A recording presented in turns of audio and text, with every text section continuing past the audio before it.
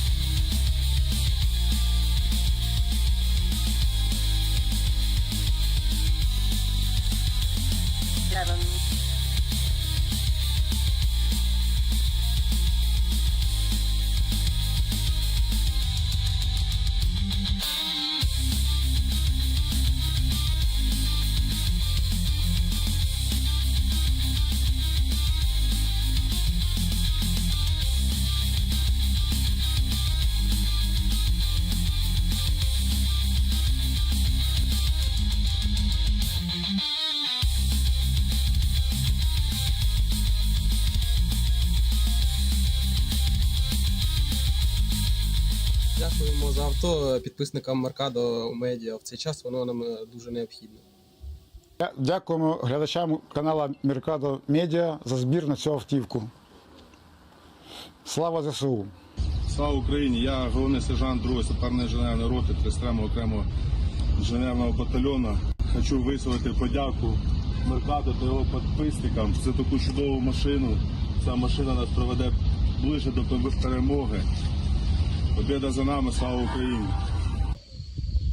Hi guys, today I want to appreciate the Mercado media, all the friends and subscribers, and the Navy community for this wonderful pickup truck. Слава Україні! Героям слава! Всім привіт! Я Вадим, позивний режисер, 42-га окрема механізована бригада. Ми зараз ведемо бої на Харківщині.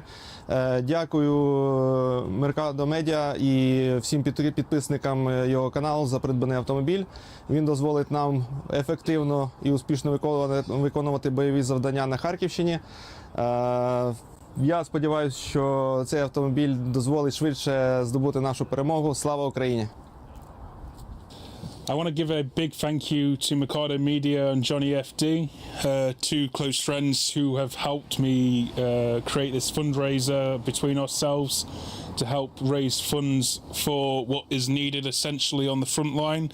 And I also want to give a big thank you to both Mercado Media and Johnny FD's followers for helping us achieve this goal of funding the first car for our fundraiser.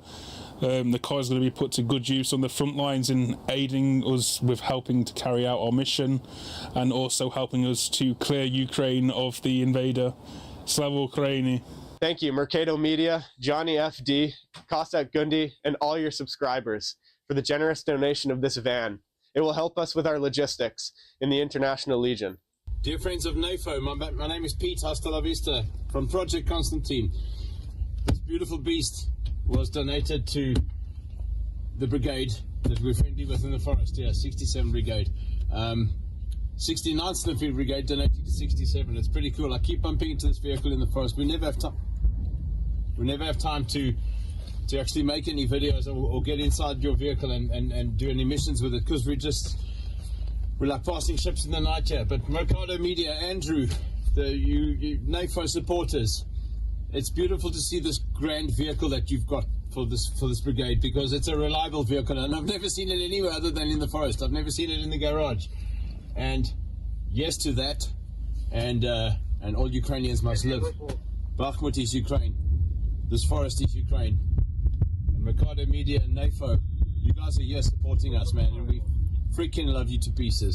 Thank you for what you're doing for the soldiers of Ukraine. God bless you. To victory. Do peremorhe.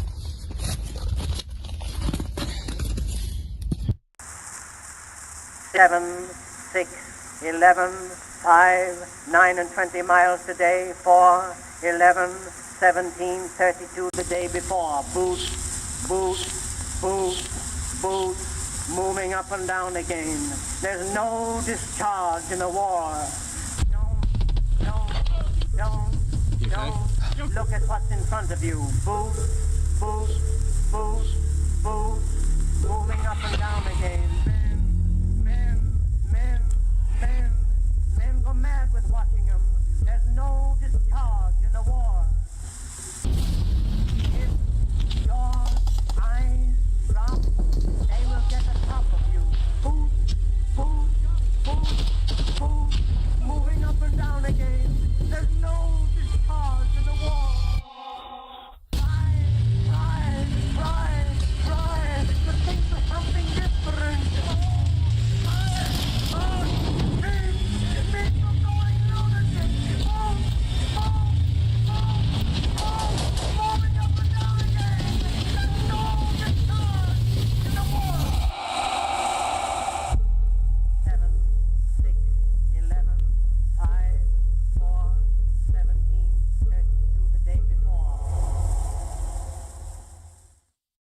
And that is the reality of the situation, guys, from Azov. How we doing, you guys? We got a support fundraiser that you guys can do from Dizga's Paw that we've been a partner with. Ready Drone 1 Ambassador Edition. We're raising 10 FPV drones for $10,000, you guys. $10,000, 10 FPV drones. Please consider supporting Ukraine right now. Not going well. Okay, things just aren't going well at all right now. Frontline in Donetsk is collapsing, and the Russians have a significant advancement. Days before that, Putin and Trump are set to meet in Alaska, and Trump called it Russia yesterday, so that sucked, but we'll get into that. But consider supporting Ukraine, guys. Okay, we have a couple weirdo freak trolls in the chat that just like because we are we are politically opposed to them, that they just hate Ukraine, and that's what they're doing with their life. So ignore them and support Ukraine instead. All right, ignore the losers that are in there, and continue to support Ukraine as best as you can. Before we get into all of it, you got Russia's losses as of August 12th. You got 980 troops. You got 5 AFEs. You got 106 vehicles and fuel tanks. You said my volume is low? Is my volume low? Thank you so much. Hello, hello.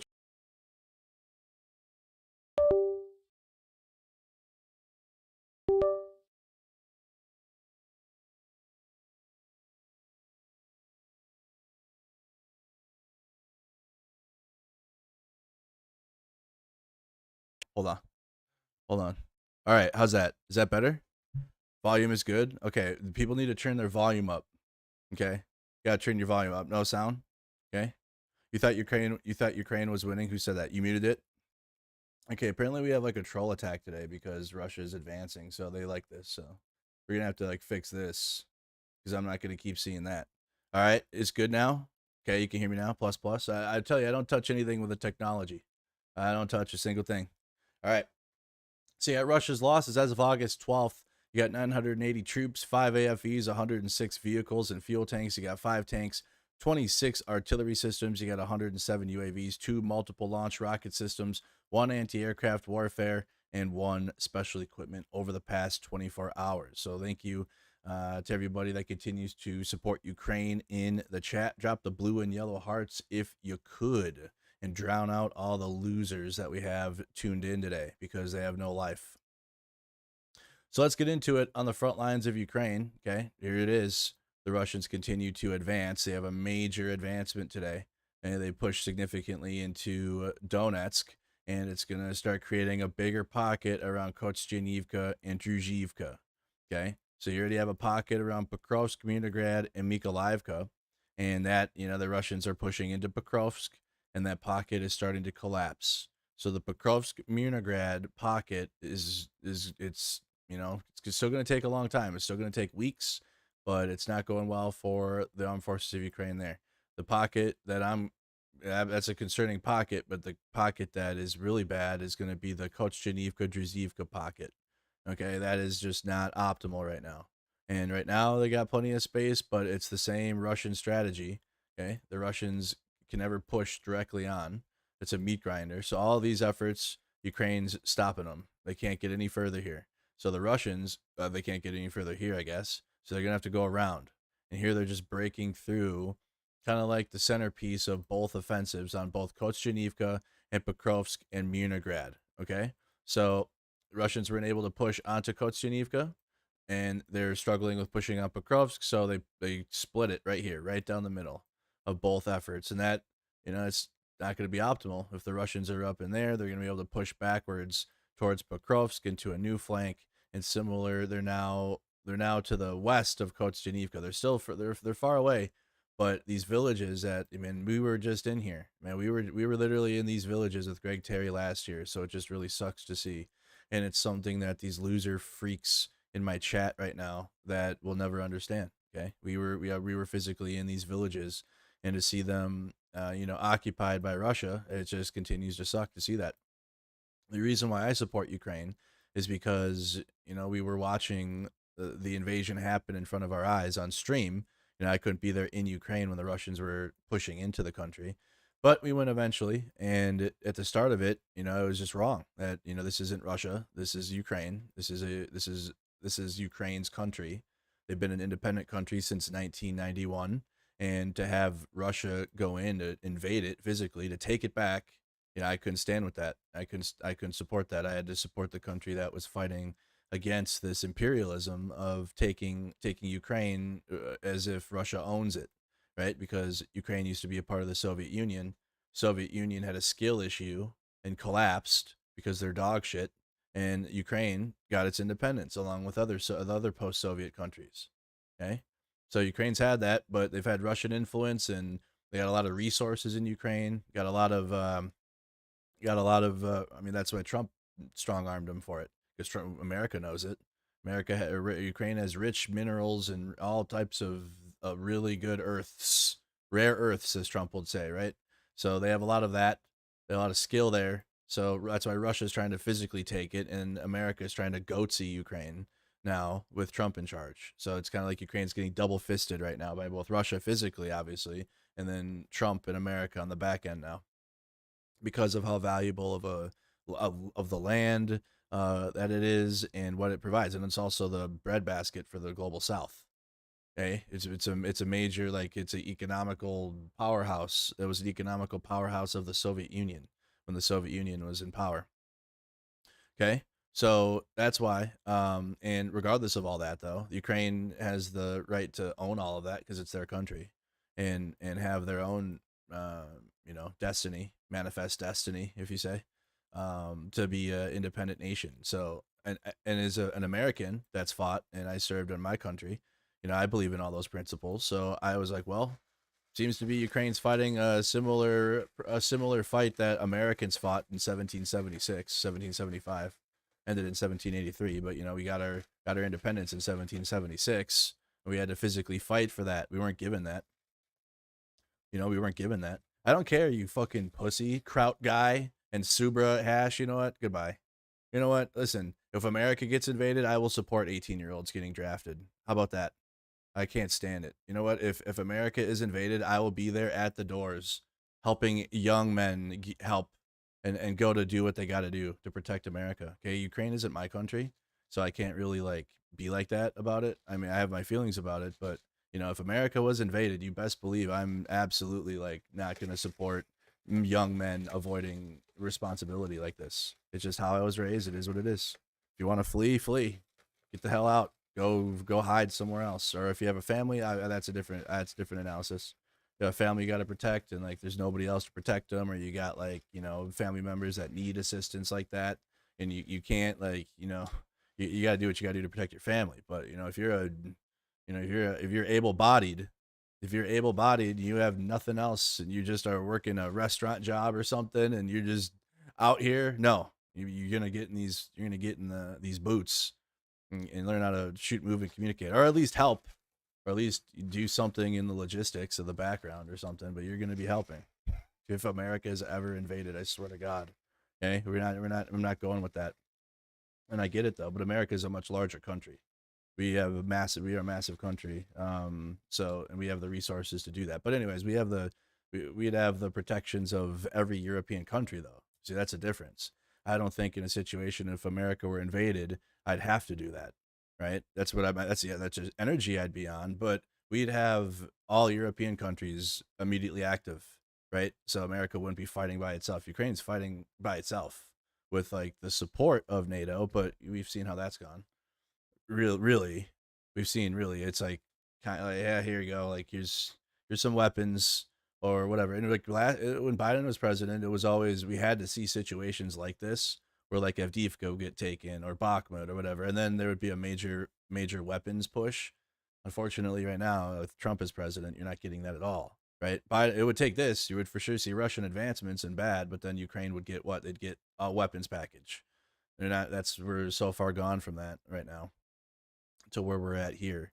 But we've been tracking the Pokrovsk sector. I mean, it just sucks. We got Greg Terry in the chat right now. Just talking about it, Greg. We were just all in these villages last year. We had to travel through Dobropillia because Kostyantynivka was Druzhivka had gotten hit, and we had just left. We literally had just left. We went to Kostyantynivka for something, or we delivered some aid. And then on our way back, we had seen that the middle of the city was hit. We had just left, but we had spent time in these villages over here too, though. So it's damn. And then the year prior, we had spent time over by Avdiivka, out at the artillery position, right around Novopokrovsk. I think it was just east of Novopokrovsk. I actually don't know. I had to guess because I didn't bring my phone or anything out there. I had my video camera, but I was worried about having anything. And there's FPV drones and tracking, and it's just crazy already. But the Russians didn't take Avdiivka yet. So that's what we're looking at here, guys, on the front lines. Again, just not optimal situation. Just no way to shake it right now between Pokrovsk and Leningrad. But this is what you're seeing. This is what the Russians really want. They really want this line in Donetsk of Sloviansk, Kramatorsk, Druzhivka, and Kostyantynivka. Again, if you spend any time on the front lines, if you go to the east of Ukraine at all, you are going here. You are spending time in every single one of these cities. Bang, bang, bang, and bang. All right. If you've been there at all, you have been through every single one of these. because you have to. It's like where the military is, and a lot of the logistics go through there, and it's like they have hubs there, and it's easier to get to the villages and to the front lines from these cities. Okay, you can just go right to wherever you need to go from here. If you got to go to up by Severodsk direction, you go to Kramatorsk and et cetera, right? You just it's important, very important line of cities here. And again, the Russians haven't been able to push successfully on Kostyantynivka, but that's why you have a big push here in between Pokrovsk and Kostyantynivka, and they have successes here.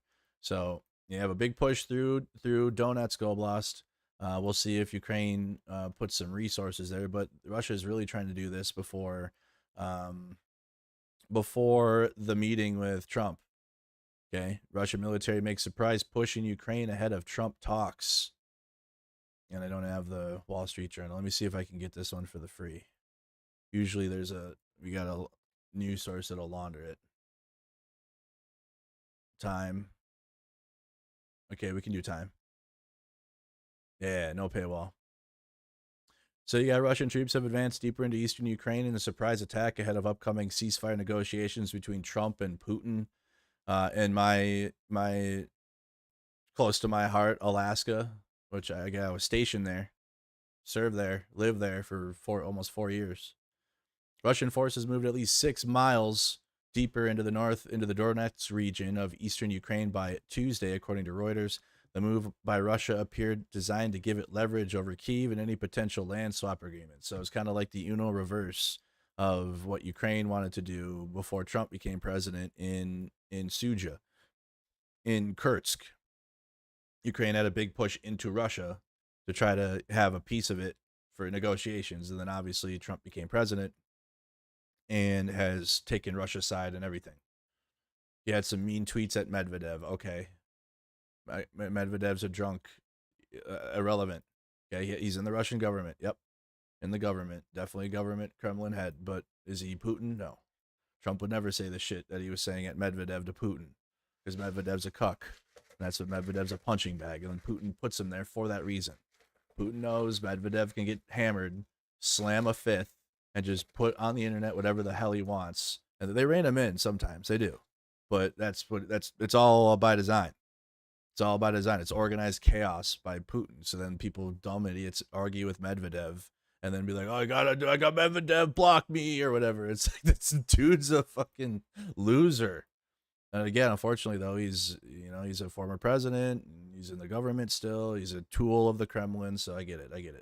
But you don't have Trump saying, or anyone saying the rhetoric they would at Medvedev that they will Putin, because they're scared of Putin, I guess. So that didn't go. That went backwards, obviously. So Ukraine lost all of that, and now the fighting is in the Sumy Oblast. Thankfully, we haven't seen major new pushes in the Sumy direction, because you had evacuations there, new evacuations. You were seeing villages they had to get out of there because the border villages are occupied now that are right up on the border. But the push that I was worried about isn't happening, at least right now, in the Sumy Oblast, in the Sumy direction. It's really Pokrovsk and Donetsk that is the major push. Even in the Severodsk direction, the Russians were pushing closer to it, but I don't see a major push there. It hasn't really changed. Same thing with the entire line from Kharkiv to Bakhmut. That really hasn't changed. The Russians had pushed into Kupiansk a couple months ago. That hasn't changed, but you got a little pocket there, but that isn't really changing. Their main focus is going to be in the Pokrovsk sector in Kostyantynivka, and they're likely going to keep pushing here and get as much as they can until I don't know. Trump and Putin are meeting in Alaska. It's unprecedented or whatever. It's so bad though. It's bad for America, because in Russia, and the guys at softball were talking about it yesterday. I don't think they're left leaning at all. But they were even talking about it, and they were like, this fucking idiot said Alaska is Russia. Hold on. And in the press conference yesterday. Yeah, here you go. And Les Schwab. And I'm on the wrong account. Give me a second here. There we go. So this idiot, because he is an idiot, called Alaska Russia in the press conference. Embarrassing for me to be up here. You know, I'm going to see Putin. I'm going to Russia on Friday. I don't like being up here talking about how unsafe and how dirty and disgusting this once beautiful capital was. So look, let's just do this. Let's do this. It's going to be a big thing. We're going to Russia. That's going to be a big deal. He said it multiple times. I tuned out because I couldn't listen to it anymore yesterday. I tuned out. So he said it. He said it not once, but multiple times. What happens, happens. I'll let you know what happens. You'll be the first to know. I'll be calling the European leaders. I'm going with totally. I mean, we have a lot of talks. They're great people. They're great leaders, actually, and they want to get back. Honestly, as one of them said, I've OD'd on trying to settle Ukraine. They've OD'd. Meaning they've OD'd on this is what you got. So if you're like Merc, what do you think something's gonna happen? No. He called Alaska. He called a state of our country Russia. Okay, because Alaska is a part of the United States. If you didn't know that, I know it's up there. It's away. It's connected to Canada, but it's part of the United States. So he calls it Russia twice, and then he says they're owed. It's cooked, guys. I don't know how else to say it. I don't know how many other ways I need to say it for you. Do I need to say it in Spanish? I can't speak Ukrainian. But I don't know. It's not optimal. It's bad in terms of like the what's gonna happen here. It's Ukraine giving up land and for a peace negotiation. Actually, this time though, in terms of like what Russia has occupied, like be ready for that. Like be ready for the worst. He called Alaska Russia. And in Alaska, when you're a child and you're living in Russia, you're taught that Alaska is Russia, actually. And then it was leased to the United States. And then the United States stole it. So it's rightfully Russian. So that's what the Russians are taught. So when you have the American president of the United States saying it, oh boy, is it validating the Russian Ruski Mir that they have going on over there. About how they're all so special and they're chosen ones. And it's all just... Oh God, Putin probably just came after he heard that. He probably just sat there and was like, oh God, dude, that was fuck. We can't write that up.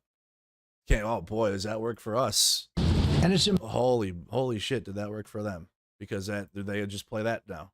American president says Alaska is Russia. All according to our plan when we've been telling our kids and our youth and everyone that Alaska is Russia. Wow. And I bet you some Russians are wondering, are we going to get Alaska? Is the president going to gift the supreme leader Alaska of this? I bet you that's what I haven't looked at Russian propaganda. It could be. That's if I was a Russian propagandist, I would cook on that. I would say, yeah, American president's going to give the real Alaska back. Because in Russian propaganda, you can say whatever the hell you want. Honestly, you can just say whatever the fuck you want. There's no rules at all. So just say that. That would work in the media of Russia. So not optimal there. We see that the Russian army is not preparing to end the war, getting back to the article. On the contrary, they're making movements that indicate preparations for new offensive operations, Ukrainian President Volodymyr Zelenskyy said on Tuesday. The Russian military appeared to be moving near Dobropillia, which is a coal mining town, and is launching efforts to approach Kostyantynivka and Pokrovsk, as we see on the map. So it's all, they're accurately reporting that. That is facts. Speaking last week ahead of his talks with Putin, Trump said that an eventual peace deal would likely include some swapping of territories, like I told you. So expect the worst. It's going to be bad, if not bad, terrible. It's going to be from bad to terrible. Nothing will be optimal for Ukrainians here in the situation or anything here of this meeting. The fact that Zelenskyy isn't invited, he's not even a part of it. Ukraine's not even a part of this. It's happening in Alaska, which is a very, and Russia's propagandized Alaska too since the start of the invasion, as to like stick it to Biden and America for helping Ukraine. It's like, oh, we'll just start doing Alaska propaganda.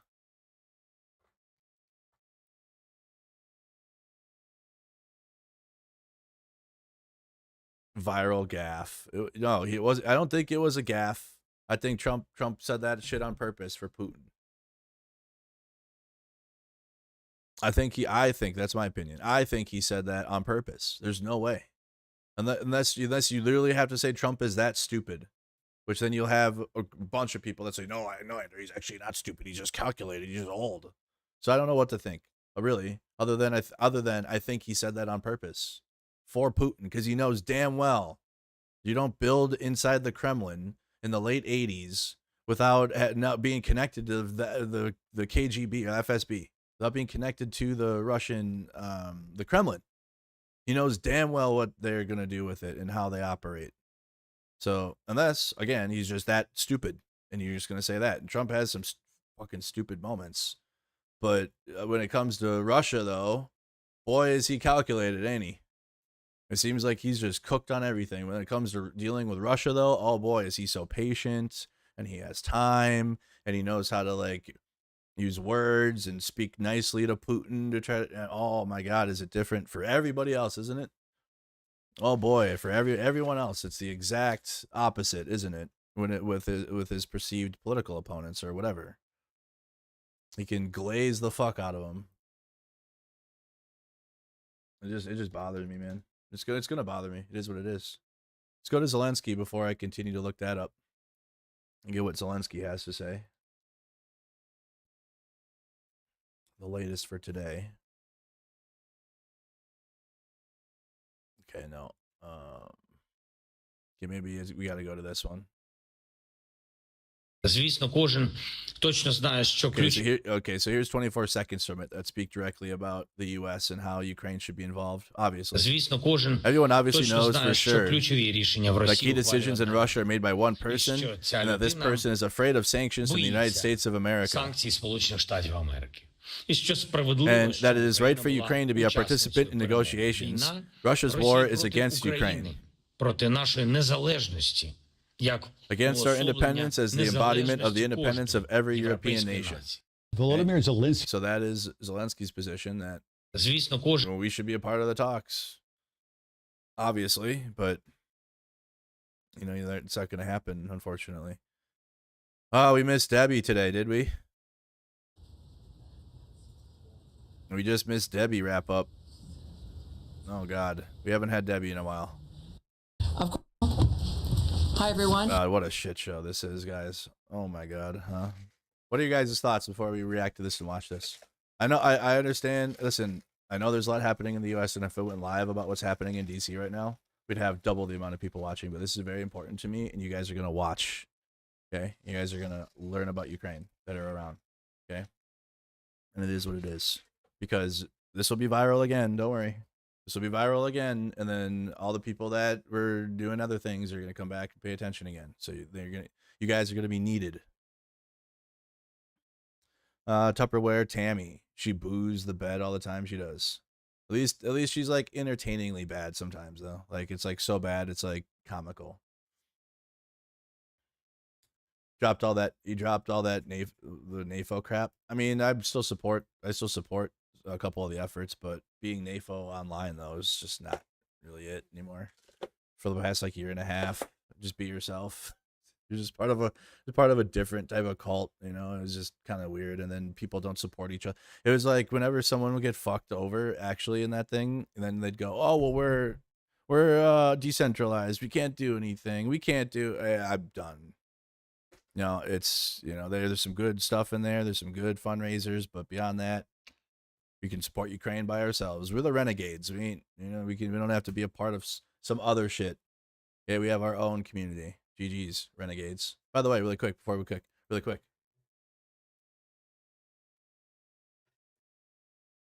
Got it. I remember I told you all we had softball last night, and every Monday I have to leave early because of softball. Well, we did it though. Okay, we won. We went 4-0, won the championship. Got it done for you guys.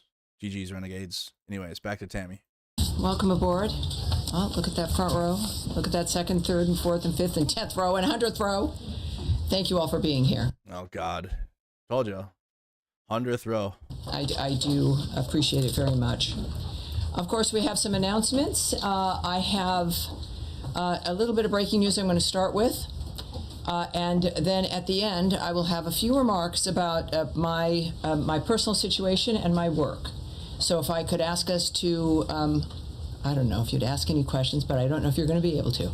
But I will have a few things to say about my work and where I'll be doing it, as you all, I think, why do we care? Already know. So thank you again for being here. First of all, I can confirm for you that Secretary Marco Rubio spoke with Russian Foreign Minister Lavrov. We have that the fact that So Marco Rubio is talking to Lavrov. Got it. Lavrov, again, in a phone call with the Secretary, regarding preparation for the upcoming summit between President Donald Trump and Russian President Vladimir Putin. Where is it in Alaska?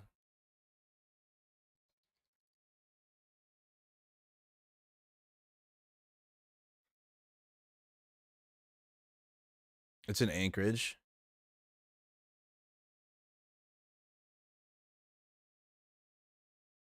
Should I go?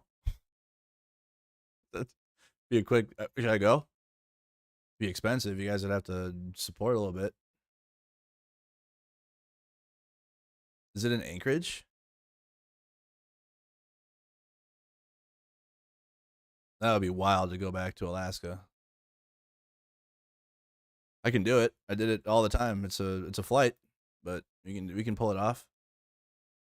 You think there's going to be protests there? That's the only reason I'd go. They think there'd be people there, or like people in, I don't know the type of interest in Alaska.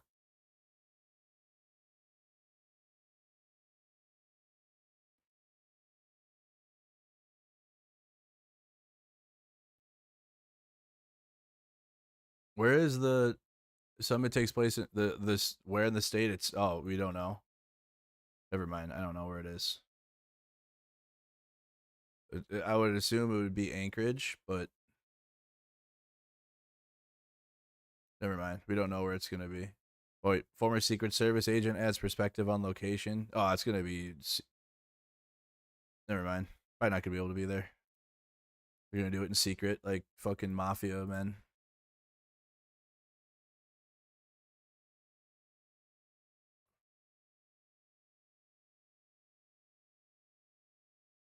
Yeah, okay. Never. Oh, yeah. It'll be on the military base in Anchorage at Elmendorf, Richardson, J-Bear.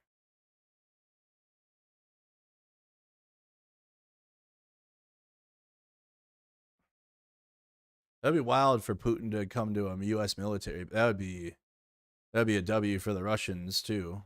You got the Russian president coming to a U.S. military base. Unscathed. No, boy. It's going to be a shit show regardless. Okay, never mind. We're not going. Too many logistics. Wherever it's going to be, I'm not going to have access to anyways. And I don't know if there's any interest in Alaska to like protest it, so we'll stay home. If there's anything changes, I'll look at it though, because that would be cool to go back. Both sides confirmed their commitment to a successful event. I can also tell you that Damn. It was President Putin. We'll look at it though. I'll look at it over the next 2 days. Who called to make this arrangement as well. But of course, I will certainly take your questions as we move forward here. And now to our announcements. We are deeply saddened to learn of Colombian Senator Uribe's tragic death. Senator Uribe, his leadership and vision for Colombia's future were evident throughout his years of public service to the nation and the Colombian people. His vision and commitment to his country encouraged countless individuals at home, throughout the world, and his contributions to Colombia's democratic future, though obscenely halted, will endure and inspire future generations. As Secretary Marco Rubio has said, the United States stands in solidarity with Senator Uribe's family and the Colombian people, both in mourning and demanding justice for those responsible. Oh, that was just as that was the same effort that we're giving Ukraine. Who is it? I don't know, but that's the exact same effort that we're giving Ukraine right there. The memory of this Colombian senator will live on, and the people, and bake a cake and smiles, but even less though. It's even worse for Ukraine. And Deputy Secretary of State Christopher Landau will travel to Bogota today to attend the memorial services for the senator on Wednesday, August 13th. Also, further, the declaration of peace between Armenia and Azerbaijan has reaffirmed that President Trump is indeed the president of peace. Last week, he hosted the leaders of Armenia and Azerbaijan at the White House, where they signed a historic joint declaration for peace after decades of bitter conflict and too many lives lost, a landmark achievement for international diplomacy and an end to violence that only President Trump could deliver. The two leaders also signed bilateral economic agreements with the United States, unlocking the great potential of the South Caucasus region in trade, transit, energy, infrastructure, and technology, and creating new opportunities for the American people and American businesses. This achievement follows negotiated peace arrangements between Cambodia and Thailand, Israel and Iran, Rwanda and the Democratic Republic of the Congo, India and Pakistan, Egypt and Ethiopia, and Serbia and Kosovo, in addition to the remarkable achievement of the Abraham Accords. Okay, President Trump continued. The Human Rights Report has been God, this is like we're living in China. restructured. A few words and about some news relating to my own work, but of course now I am happy to answer your questions. All right. Yes, sir. And when I call you in the front row, if you could announce your name and your outlet, that would be terrific. Yeah, absolutely. Dia Kurda with Huda Media Network. Right. It's a Kurdish media outlet. First of all, Tammy, congratulations on your nomination by the president for the UN role. Thank you. I'll start with Iraq and Syria. After you raised the concern of the PMF bill at the Iraqi parliament, She got promoted. What did she get promoted to? Holy shit, dude. Chat. If Tammy Bruce can make it, oh my, holy, my bad. Woo! Yeah, the shit out of me right there for a second, dude. Holy hell. Trump nominates, oh my fucking god. No way.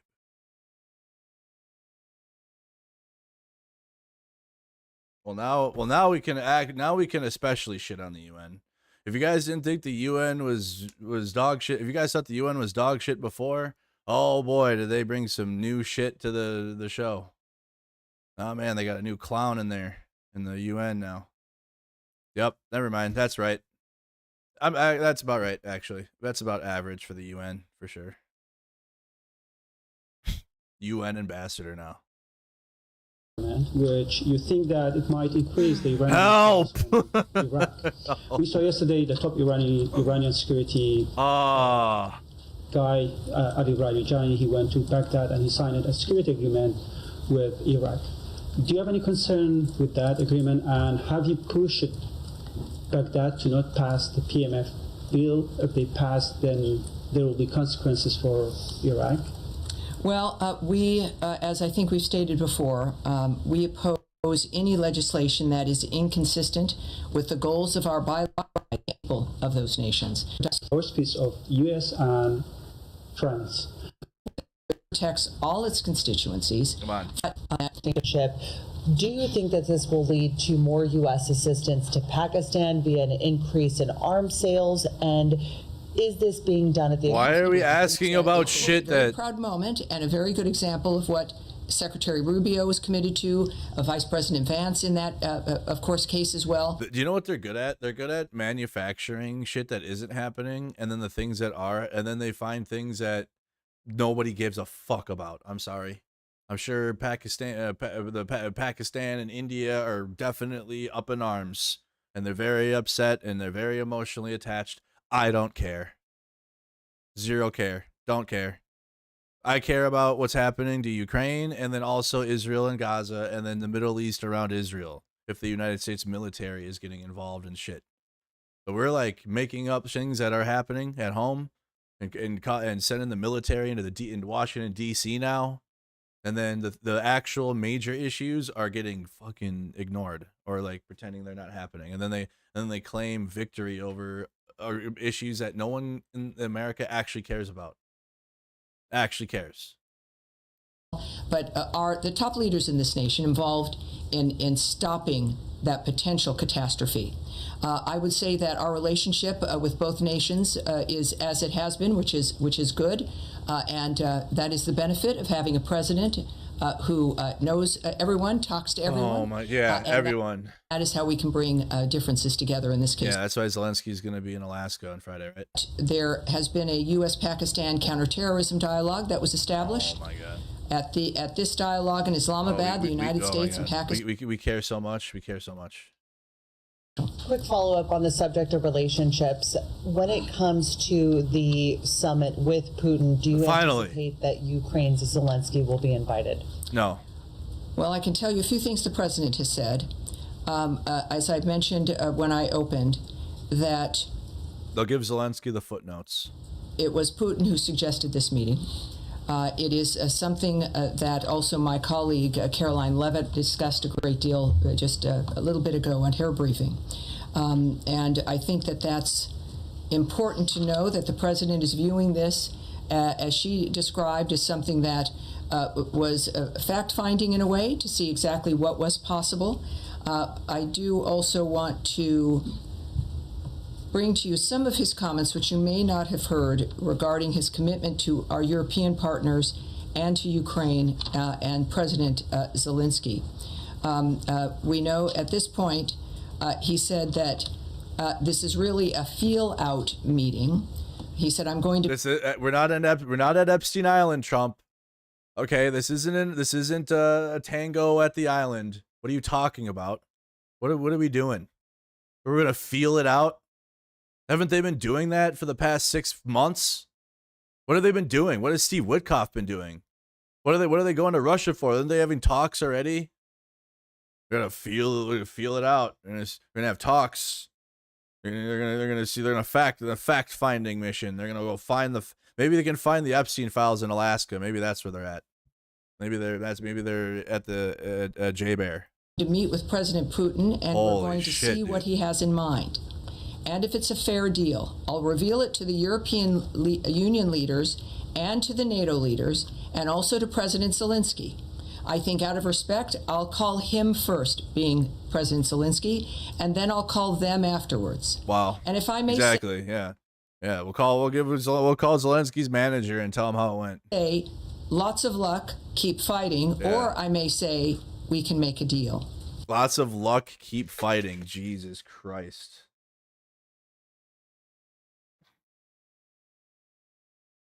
It's gonna be that. It's gonna be best wishes, Ukraine. You know, hey, we tried.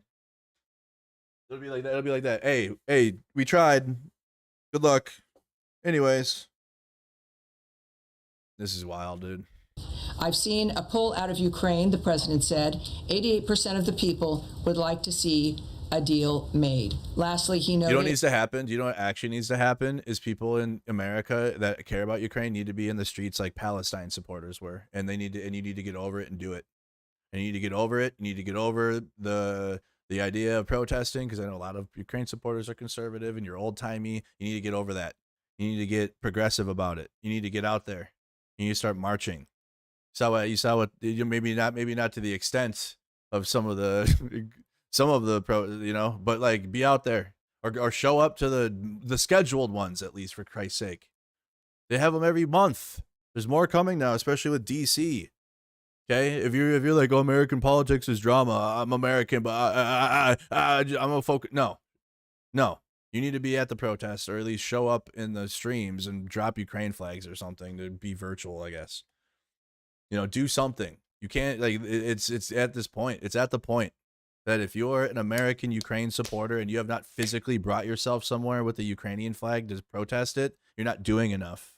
Actually, you may have donated everything you can, and that's great and all, and that's amazing, but you need to physically go stand somewhere and stand with Ukraine and do it and protest against this administration. Actually, that's the only thing left. You're wondering, what can we do? Protest. Show up to them with a Ukrainian flag. There's people doing it already. You're fine. You can stand there with the Palestinian supporters, and they don't care really either. They probably feel different. They probably don't know what to think either. But it's fine, because it's the same cause. You got Palestine fighting Israeli imperialism. You got Ukraine fighting Russian imperialism, and you're in the same spot for a reason. It's cool. And you don't even have to say anything if you're like afraid to say something. You just stand there with the Ukrainian flag, and people will understand what that means. That are all there that also support Ukraine, but they might be a little more vocal about it. They'll be like, "Oh, okay, that person's there because they support Ukraine," and it's fine. That's what you need to do. Or, like I said, if you're just like physically unable to, then you need to show up to you need to be there at the streams, mine or the other ones, the other streamers I've shown you in Los Angeles. Pay attention to Ford Fisher here in News to Share. Like, there's probably going to be protests in DC this weekend. If anything, if I can't get the logistics around going to Alaska for that, we're going to DC. And show up to those. And I get it, like Ukraine is your issue, but you need to care about the protests in America, because if you really are upset with Trump about this, the only thing you can attach to are the protests and the people that are protesting against it. And that's it. And then also, like, I credit to all the political streamers, but ignore them too right now. They're doing like liberals versus leftists shit. Like, that is fucking irrelevant. Like, that is relevant at all. I'm seeing all my political liberal streamers, and they're just like doing leftist. I don't like, who fucking cares? I hate it. I hate it so much. So go there, be normal, and protest this administration. All right, that's what needs to happen if you're truly wondering, because nothing is going to happen out of this meeting that's going to be optimal for Ukraine. Not a single thing, and it's likely going to be terrible news. It's likely going to be the news that you're afraid of like Ukraine has to capitulate to Russia in the territories that Russia has occupied. Will that go well for the Ukrainians fighting? No. Will they continue fighting Russia? Yep. But in like at the state level, likely some shit where Ukraine will, or at least America will try to force Ukraine to sign a ceasefire agreement in which Russia holds the occupied territories. Not saying Zelenskyy will sign it, not saying Ukrainians will be down for it, even if he does. You're still going to have the soldiers out there saying, fuck that, probably, and just continue to fight. However, on a state level, that's likely what's coming. It's going to be very bad. And again, at best, it's, oh, well, nothing. Listen, the best case scenario is, and it's still bad, that it's like she said, Trump just says, hey, good luck, keep fighting. But we don't help Ukraine at all, and then they continue to lose territory, and we're in the situation that Ukraine is in right now, which unfortunately would be better than Ukraine gives up their occupied territories to Russia for a ceasefire. In my opinion, okay? Could be different for other people, I guess, because whatever. As he does. The death is incredible. It's the worst thing that's happened by far. The worst that's happened since World War II. So I'm going in to speak to Putin, and I'm going to be telling him, you've got to end this war. You've got to end it. So we know what his agenda is, which is what it's always been. We know what has bothered him, which is the killing of civilians.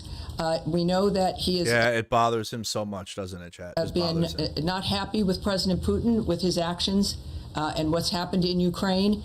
We know that he is going to inform President Zelenskyy and European leaders about what happens at this meeting, and then we will all find out what happened. And this is what I know the President has been caring about. Yes, Nadia. Thank you, Tammy. Congratulations on the new job, and I guess soon we're going to call you Madam's ambassador. Well, we'll wait. Just call me Tammy for now. That's a good one. I've been called worse things. Yes, ma'am. So I have two questions. First, well, UN, she's your problem now. There is 26 foreign ministers who signed a joint statement calling on Israel to allow unrestricted access to Gaza. Could you imagine her at the UN here when she's going to have everybody, like when she's giving briefings at the UN to other ambassadors, she's going to have to like, all right, everyone, hold on, one person at a time. What, Matt? Someone named Matt. Matt, one person at a time. One thing at a time. No, we can't mix topics. The GHF work is not enough by the standard of every organization that works there, and there is no evidence that Hamas actually stealing the food. So considering that, like international figures, whether it's McDonald's calling on the Pope to visit Gaza before it's too late, why not allowing other ways, including the UN, to help people who are on the precipice of dying, basically of starvation? Well, will remind you, and I know you know because of your work, everyone here knows, that situation is rapidly evolving. We've been working from the beginning for a ceasefire, specifically for the reasons you've noted and that we all care. Remember when Trump said he had a ceasefire? Remember that? Remember when Trump said, we're going to have a ceasefire before I even take office? And then, like, MAGA said, wow, Trump ended the war in Gaza. Best peacetime president ever. And then none of that happened. Like, Trump said he was going to have a ceasefire before he became president for Israel. And then he said he was going to solve Ukraine in 24 hours.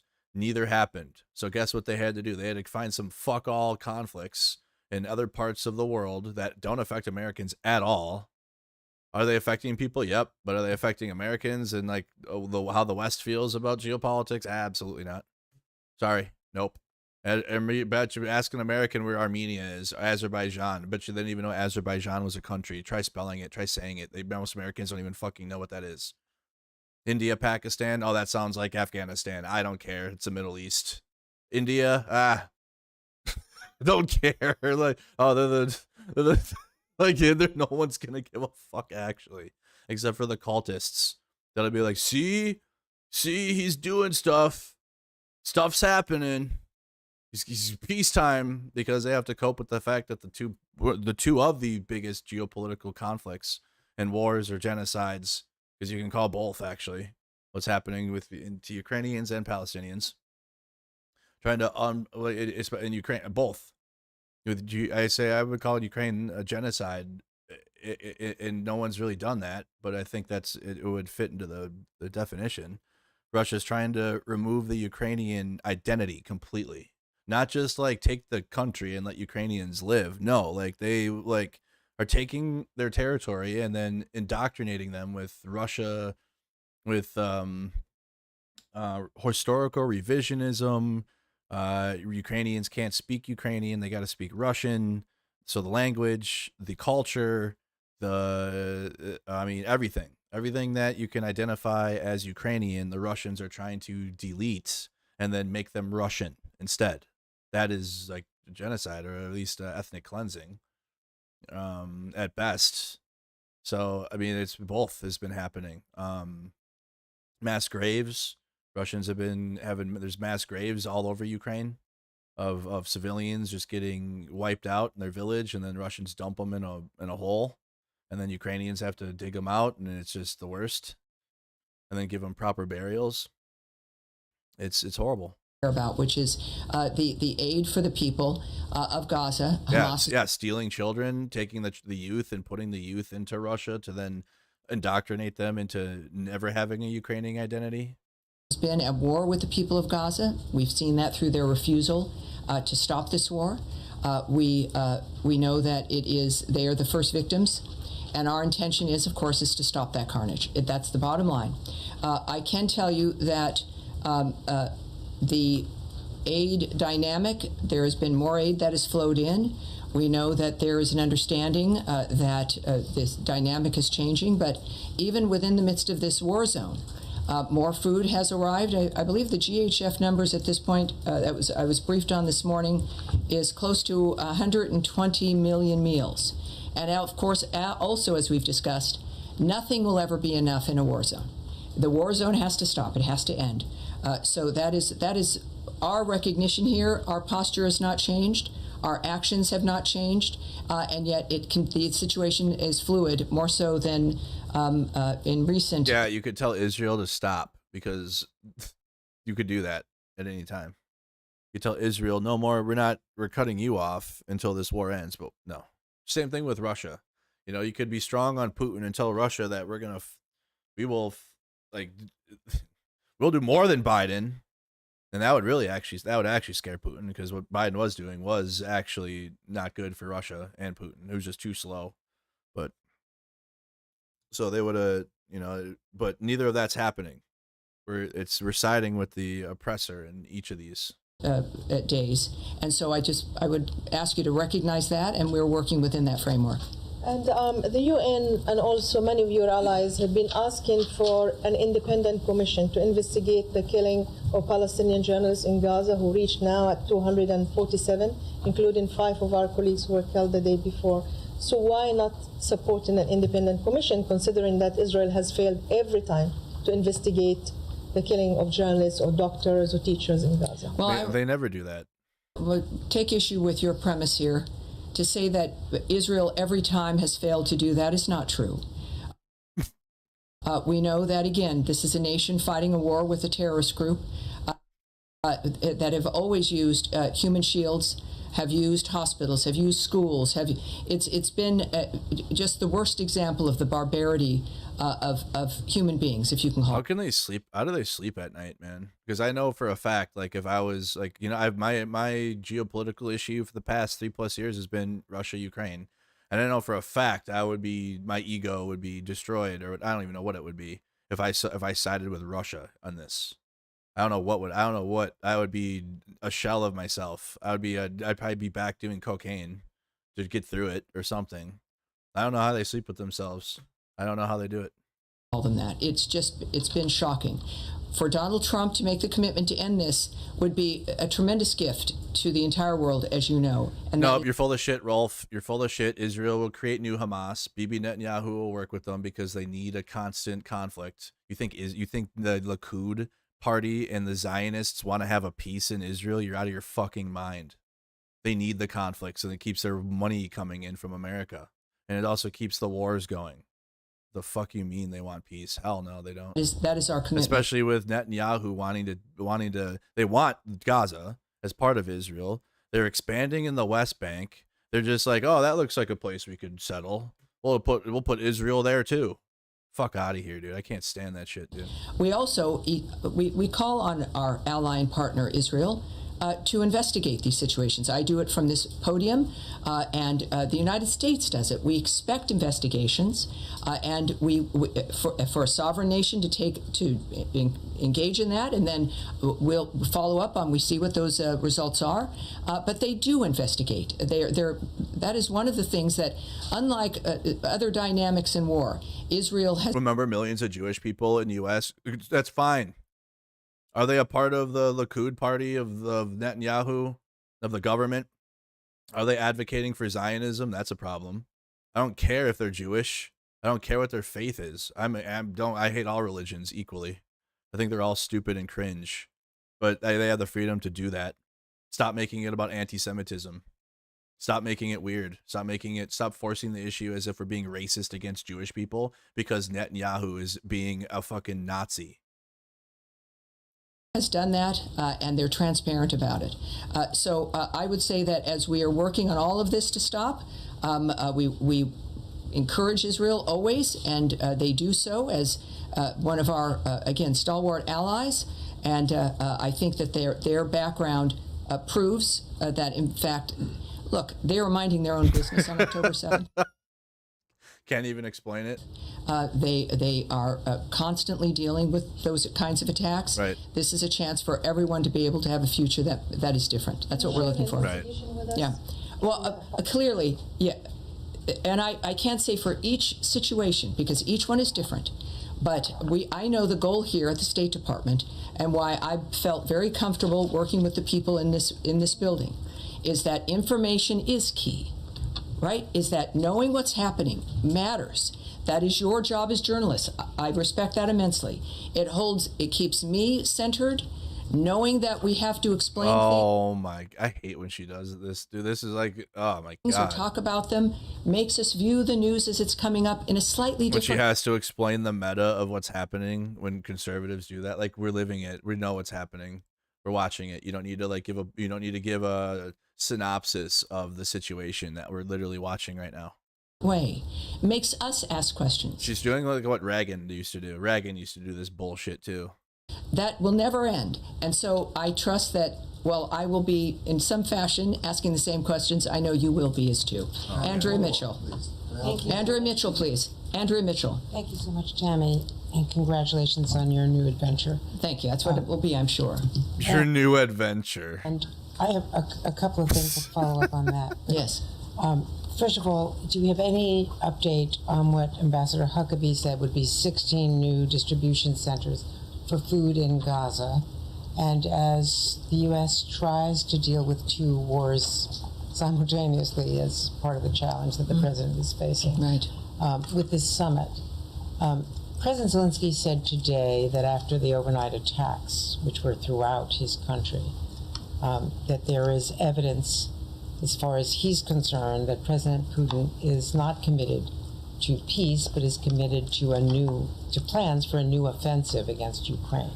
Listen, I'm not gonna. God dang it. Rondale Moore out for the year. Sorry. I'm a diehard Vikings fan, you guys. Just got that. One of our wide receivers is out for the year. Anyways. Fucking I got. Going into these negotiations, offensive against Ukraine. So going into She's gonna say I'm not gonna speak for President Trump. President Trump knows what he's doing. He's solved conflicts and blah blah blah blah blah, and he's the best. And I'm certainly not gonna speak for him. These negotiations, with what President Zelensky says is an imbalance in what is going on the battlefield right now. How does the president hope to try to get President Putin to abandon this commitment that seems obvious from the battlefield, day after day advancing? Let me answer the first question about... let me just maybe more precisely say, and accept a ceasefire. First of all, we have nothing else to announce regarding the ambassador's remarks about the increase in sites for GHF. Of course, that would be welcome news, but when we see that we have more, we'll let you know. I'll remind you also that the president's not calling this a negotiation. He is not the one that asked for it. This is what, as I've equated to you before, his remarks were that this is to see what's happening, to see what's possible. So the negotiation, I think, is certainly not the right word. How he expects to get to where he gets, I won't have details for you in that regard, but there's a reason why he's the one there and we aren't. I hate this. I hate this so much. He is clearly. It's a cringe. In the U.S., I'm just thankful I'm going to say it every day. We have state governments, and if we did not have state governments, we would be living in authoritarianism already, like 1984 Orwell, because that's what Republicans live in. That support Trump still. They live in that. They're in 1984 Orwell.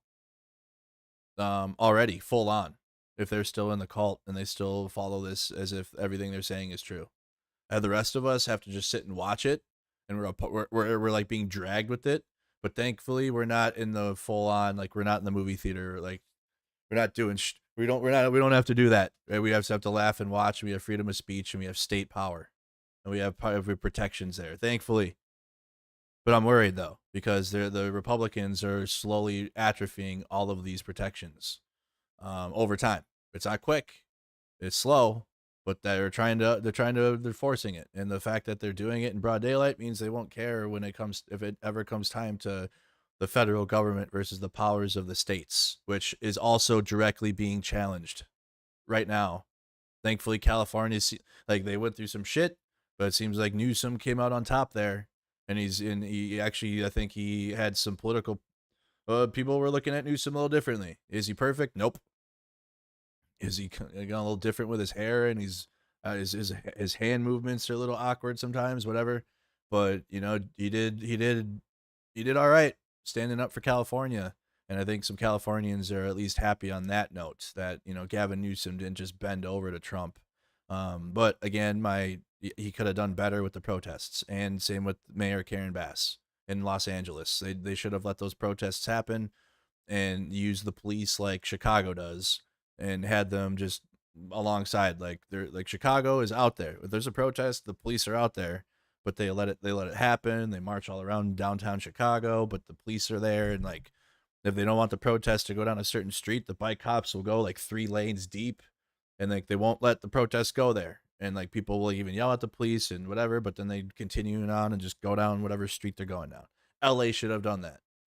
So, but overall though, Gavin Newsom fighting against Trump and not capitulating and not being weak was something I think that, Californians and Americans were appreciating. But anyways, all that to be said, that's still what Trump did to California is the first like volleys of attacks on states.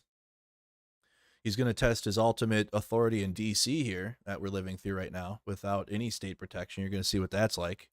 You just saw the mayor press conference yesterday if you're watching on stream, but I mean, she was honest. Like, we have no power really.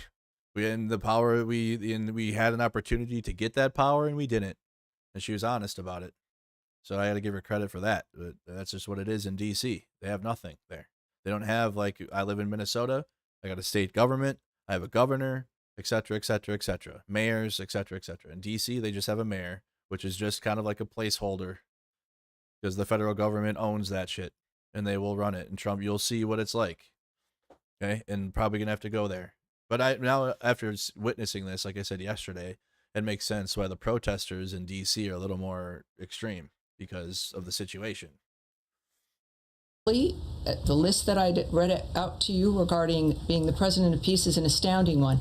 Perhaps it's situations around the globe that just didn't interest other people. But for President Trump, everyone matters. He sees these dynamics, which his... So that exactly my analysis from earlier. Yeah. You know, it's not the conflicts that most people are interested in, but, you know, Trump cares about people, so the fuck out of here. Cope. Bullshit. And the power of the United States is able to change, and he knows that. He has many tools in his tool chest. We know, of course, that he had remarked about secondary sanctions on those who are buying Russian oil. That's one thing of many that can happen. We know, of course, of NATO's commitment regarding defensive weapons and helping and assisting Ukraine. There's many things that are moving that should have an impact that President Trump, I don't know what his approach will be. What I do know is that I'm grateful that he's the president, that I'm able to be here, read to you a list of ceasefires and peace agreements, and know that he's meeting with Putin in regard to one of the most outrageous dynamics that we've experienced.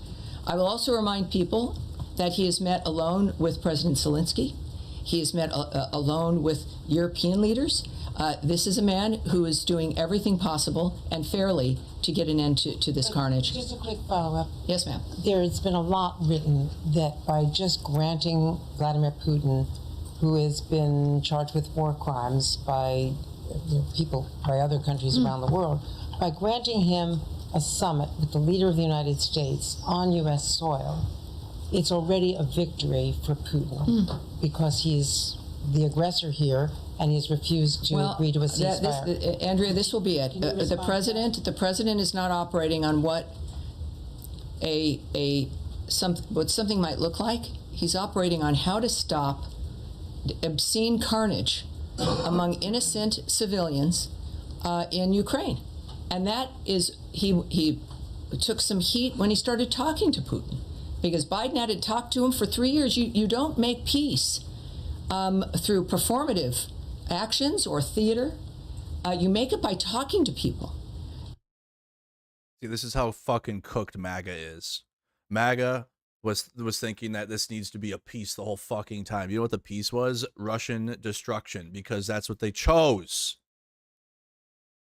Russians chose war. They invaded Ukraine. Ukraine has to defend themselves. And then these dumb fuck MAGA voting Trump fucking losers were like, Democrats support Ukraine. I can't support Ukraine because Democrats do. And I can't do what Democrats do. So I gotta be against Ukraine. Anyways, then they're in their head thinking, well, Biden is doing nothing to try to get peace. And then those stupid fucking propagandists all day long, all MAGA losing propagandists are like, no peace in Ukraine. Biden's trying to force the war. Biden did the war. Biden did it. George Soros did it. Nancy Pelosi did the war. Blah, blah, blah, blah, blah, the whole fucking time. The whole time. The whole time. From the very beginning of the first days of the invasion. As if, like, Ukraine is just supposed to fucking take it. Just take it, Ukraine. Just take this invasion. And if you fight back, that's not peace. What kind of peace is that? You're not being peaceful, Ukraine. Hey, you can't defend yourself. I know we're the party of self-defense and preservation and all states' rights and all this other horse shit we lie about. But hey, when it comes to defending yourself and states' rights and personal freedom, we don't actually believe in that. You should just take it. Bend over and take it to Russia, Ukraine, because my political opponents support you, and I can't do that because I'm a fucking loser. That's why. So, anyways, all that to be said, this is all horseshit. I'm just getting pissed listening to this, dude. I'm just getting so fucking angry. And there's just not enough people that on the Ukraine side of this that are interested in doing something beyond, like, NAFO. You got to get outside in the goddamn streets. Get out there at the protests. If I don't see, listen, if I'm at this next protest and I don't see Ukrainian flags at it, I'm gonna light a fucking fire or somewhere. I'm gonna be so fucking mad, dude. If I do not see people that support Ukraine showing up at the protests and protesting this, because we have fucking conservatives that support Ukraine and they don't do enough to speak out against this administration, because a lot of people on the left decided to, that are not left, like completely far left, because the super far left was cooked about this situation, because Russia good, America bad, West bad, fine. Liberals and people on the left mostly because they support Biden and Biden supported Ukraine. Therefore, that's why people that were conservative had to be against it, because Biden supported Ukraine. Biden bad, Ukraine bad. I can't do it. I just can't, because Biden supported it. A bunch of fucking losers. So you better be out there if you support Ukraine and be out there protesting with everyone else for their issue. If you ever go to one of them, like I've said earlier, people are out there for multitude of reasons. Multitude of reasons. Palestine, Ukraine, because people have for Ukraine have been out there. Their Medicare, Medicaid, the union, whatever. It's an attack on everything right now. You better be out there. If I met this, I didn't see one Ukrainian flag at the last protests. Not fucking one. And this is what he's committed to. This is the end goal. The end goal is not performance or perception, or it's getting the job done. And you support Palestine 100%, but not Ukraine. Well, then you're an idiot too. You're just as bad. If you support only Palestine and not Ukraine, you're an idiot. I'm honored that I can be here and at least be a part of reminding people, because he's done. We know him. He's a remarkable achiever, not just in business, but in knowing people and knowing how to get what he wants. And he wants peace, and he wants an end to carnage around the world. And this country is in this position now because of him and because of the power of the American people, and we're going to use it. And so I'm praying for a good result. And with President Trump, we very well may get one. Yes, Daphne. Thank you, Tammy, and I'll echo my congratulations on your nomination. Not that anyone knows what I'm going to mention at the end of the briefing now, but yes, go ahead. Thank you. On the Human Rights Report, the State Department has cut down criticism of some countries that have extensive records of human rights abuse, including in El Salvador. You're a fucking idiot, Fun Fails. I sympathize with regular Ukrainians, but I'm 100% anti-Nazism, so then you should support Ukraine, because the Nazis are Russians to the point where they wear it outright. The Rusich, everything. They wear it all. The Sonorad and all that. All the shit. Ukraine has denazified.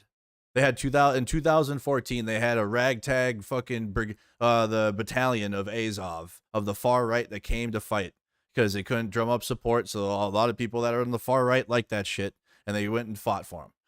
Ever since then, Ukraine has denazified that battalion, the one single battalion that existed, and it's became an entire fucking brigade because it got rid of their extremism. It's now a part of the Ukrainian armed forces, and it's completely it's completely a part. Like I said, it's part of the incomplete. I'm just getting pissed. It's a part of the whole armed forces. It's not there's no Nazi elements within Ukraine along the armed forces.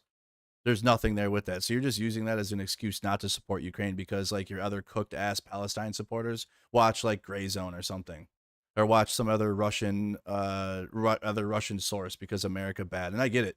America bad, West bad. Russia's our only hope to defeat the West. You're an idiot. You're a moron. You're dumb. You can be against America and have your little anarchist arc in your life and not support other imperialism. What kind of bullshit is that? I'm an anti-American, America imperialism bad, but I'm a support Russia imperialism because America bad, and I have to, because that's the only country that can fight America. Morons.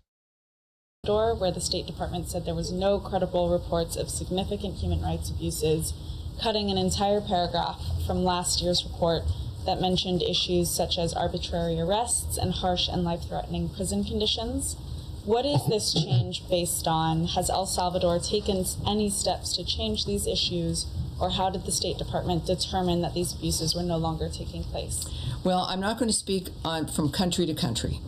This is something that is available. People can go look. Again, Americans, obviously, the reporters here in this room have had it for a little bit of time and have had a chance to take a look at it, which is important. Again, state.gov, and you can search for a human rights report, and you'll get all the countries, etc. First thing I want to mention is that every administration in a transition year has to deal with this particular product, this particular report, for the last calendar year to be released by a new administration. And there's always changes, as you might imagine. No, you're a fucking moron, Fun Fails. It's not about you either support Nazism or you think you're done. I'm not even responding to you. Get the fuck out of my chat. You think you think Ukraine is American imperialism? Are you actually joking? Go read a fucking book. God, I hate the far left, dude. I'm sorry. Can't stand them. I still hate them. Can't do it. Just a devoid. It's just devoid of like you can tell their heart could be in the right position, but then they have no actual like analysis or like facts to go behind the fucking dumb shit they say. Ever. You can tell their heart's there. They want to be right, but then they say dumb fuck shit, or they watch Hassan or some other stupid idiot, and then they get all their opinions like hardcore analysis from Hassan or someone else. I can't stand it. I'm gonna start stuttering again because I'm so fucking mad at these dumb fuck takes. American imperialism. What kind of imperialism is that? What kind of shit is that? When Trump became president, maybe I could entertain a good faith argument there, maybe, as to why we're taking Ukraine's resources with not supporting them at all. But that's not really like that could. I mean, yeah, you could maybe view Trump and the Trump administration on Ukraine as a form of American imperialism now, because we've gone from helping Ukraine to taking their resources and taking their shit without helping them. So you could argue that. But before then, we were helping Ukraine, not enough at all, to argue that we were doing imperialism to take Ukraine with the dog shit weapon systems we were giving them, mid weak ass Biden not letting Ukraine use long range weapons when they needed to use them. It's so cooked. Meanwhile, the actual imperialism happening of Putin taking the country is like, oh, that's just we're just gonna both sides that. I'm a leftist and I'm gonna both sides the situation like conservatives do on everything. Maybe that's why y'all were fucking agreeing and shaking hands and jerking each other off at the Trump Palestine rally. If someone is the new president, you got a new administration. Putin bad and American imperialism bad. You need to go outside. And also, you're probably a dog shit advocate for Palestine too, so you should stop talking about that too. The American people made a choice, and they clearly are taking over for the previous administration. Each administration, like with President Trump, reflects a value system and an agenda and a vision that convince the American people to vote for them. And in this case, President Trump always, as ever, I should say, was clear and obvious about the nature of what he wanted to achieve, and the American people agreed with him.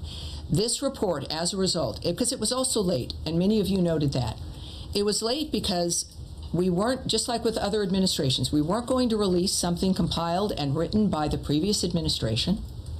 It needed to change based on the point of view and the vision of the Trump administration. What kind of Fox News? I'm going to lose it. Listen, it's just being hosted from Fox. We're not watching Fox. We're watching Tammy Bruce. Do I need to pull up the AP feed instead? Holy shit, dude. And so those changes were made. In addition to the fact that one of the things we're proud of, and what you'll also see next year, is the notion of something being readable by people, something being a reflection overall of what it is that we're dealing with certain nations. So it does not, the restructuring doesn't reflect a change of any U.S. policy when it comes to human rights. It certainly promotes, as does our work, a respect for human rights around the globe. It does not reflect on any particular country. We've stopped ranking countries, by the way. People can make their own decisions about what nations are doing. So that is one thing also that is over. We also, I want to mention the notion of how large the report had become. in its condemnation of nations and its the detailed listing of certain things. But what I can say is, and I think it's pretty clear, that you can issue reports, you can make them giant, but it depends on what we do. The Trump administration has proven from day one their commitment to human rights around the globe and to the quality of people's lives. Yeah, for sure. Yeah, with the deportations and the fascist videos of going to El Salvador with the super intense music in the background, and then they put the immigrants down and like shave their head bald, and MAGA loved it. Yeah, for sure. Human rights. We care about human rights for sure. We will have perhaps some, in this case, smaller reports. But I would suggest that you watch the actions that are taken by an administration and that commitment to human rights. In this case, you could have giant reports from the Biden administration as the world began to collapse into war, into conflicts, and it's a reminder. So it's so insane. Their interpretation of reality, which is fake. It's completely fake. The world descended into chaos when Trump was president during COVID. Biden had to bring it back. Russia has been invading Ukraine for the past 11 years. Israel's been trying to take Gaza for now go back decades. There's been conflict there for decades. This is insane. As if Biden created all of this. This is wild. Reports conservatives live in that reality, though. MAGA does. MAGA conservatives do. Or newly woken conservatives live in this reality all the time.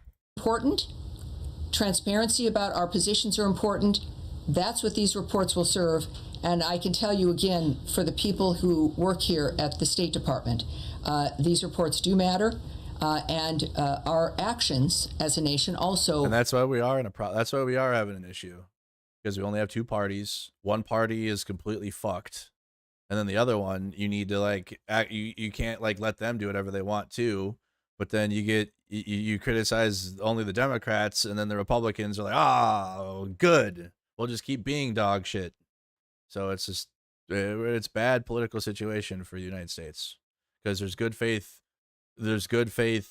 criticisms of the Democrats and Biden and his actions on Ukraine, but you can't have those because you got a portion of our country that believes Zelensky's like a Nazi dictator that is taking WEF money from George Soros to LGBTQ Ukraine for whatever.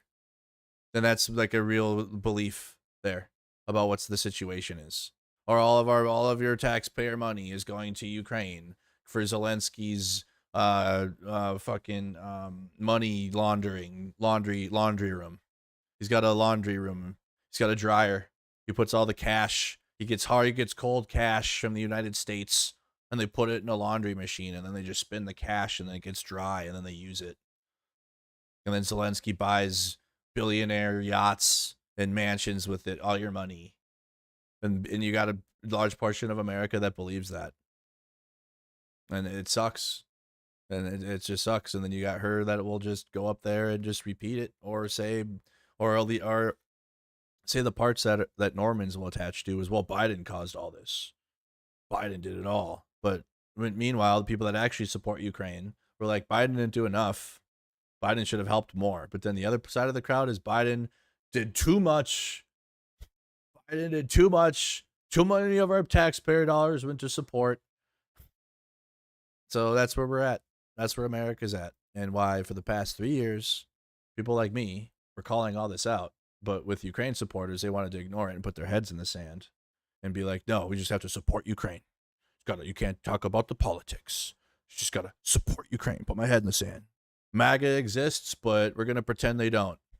And if you call them out for what they say about Ukraine, then you're also divisive. Get the fuck out of here. The hell out of here. How divisive is this now? Are you having fun? How is this for divisive? Back up the nature of our commitment to human rights. I understand that this is a narrowed report, but can you explain why this was changed and why an entire paragraph on rights abuses was omitted from this report? Well, again, I won't go into the details of each country. What I do know is that the approach and the attitude of what we expect, and new complaints are added in. Complaints regarding censorship, of people in various countries has been added in that had not been dealt with before. Okay, I can't listen to her anymore. We're just done.